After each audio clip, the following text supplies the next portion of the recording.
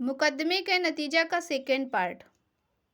गया क्रोधावेश में आकर बोला, पंचू, तुझे झूठ बोलने का दंड तो देना ही पड़ेगा। तू अकारण ही मेरे पीछे पड़ा है। मैंने तेरी टांग ना तोड़ी तो बात पूरी करने से पहले ही उसे रुलाई आ गई। पंचू दरोगा की ओर उन्मुख होकर चिल्लाते हुए बोला, हुजूर, अब तो आपने अपने कानों से सुन ही लिया है। जब हुजूर के सामने इस तरह बक रहा है तो हुजूर के पीछे तो यह कुछ भी कर सकता है। हुजूर, इस सांड को खुला मत छोड़िए।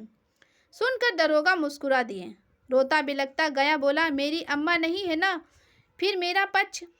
बात अधूरी छोड़कर वह माँ की याद में टप टप आंसू बहाने लगा। जब तक उसने ना अब कभी अपनी माँ को याद किया था और ना ही उसे याद करने का कोई आवश्यकता ही पड़ी थी, किंतु आज वह बुरी तरह उसकी याद में बिलख रहा था।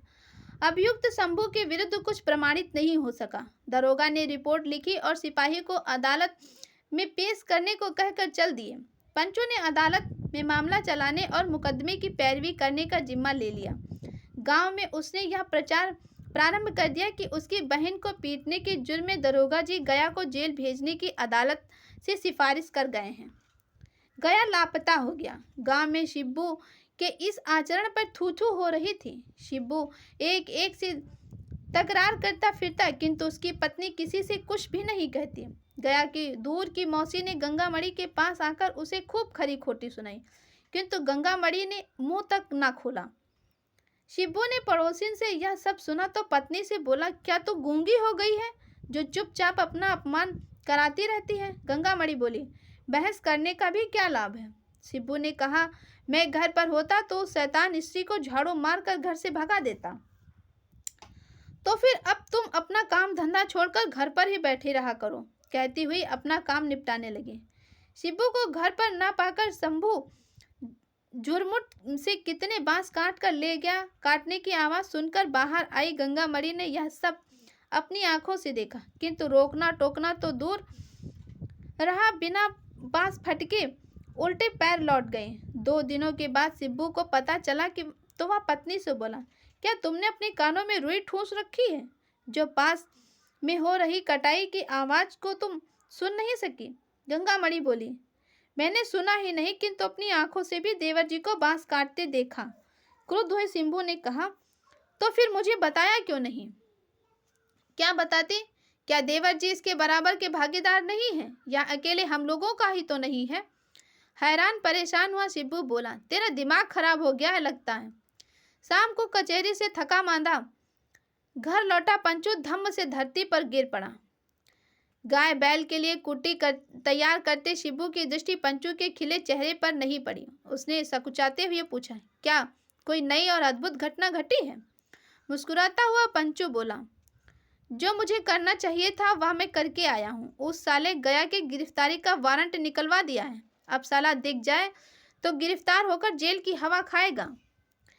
शिब्बू कड़क कर बोला, चाहे जितना पैसा खर्च करना पड़े, एक बार तो इस साले छोकरे को जेल की कोठरी में बंद कराना ही है। इसके बिना मुझे शांति नहीं मिलनी है।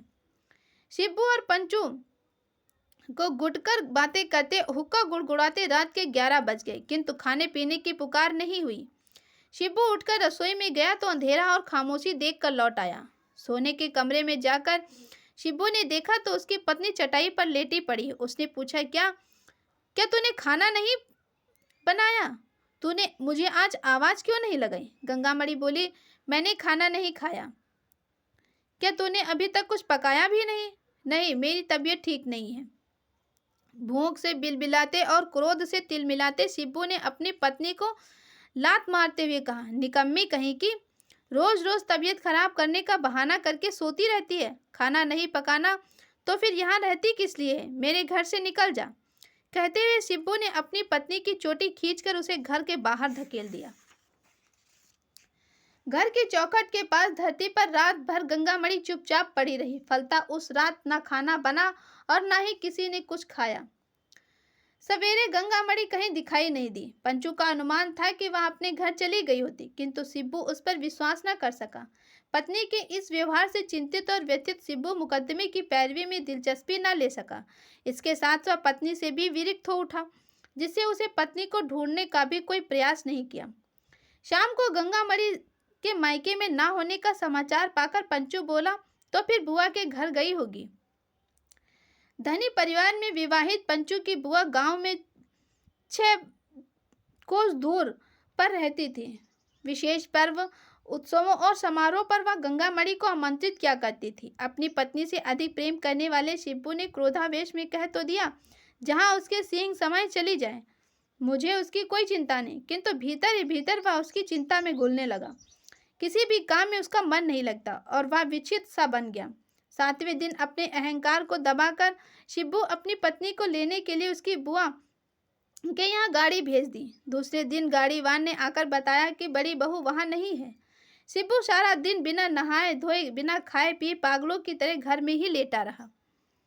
शाम को पंचू ने आकर कहा, जीजा जी, उसका पता चल गया है।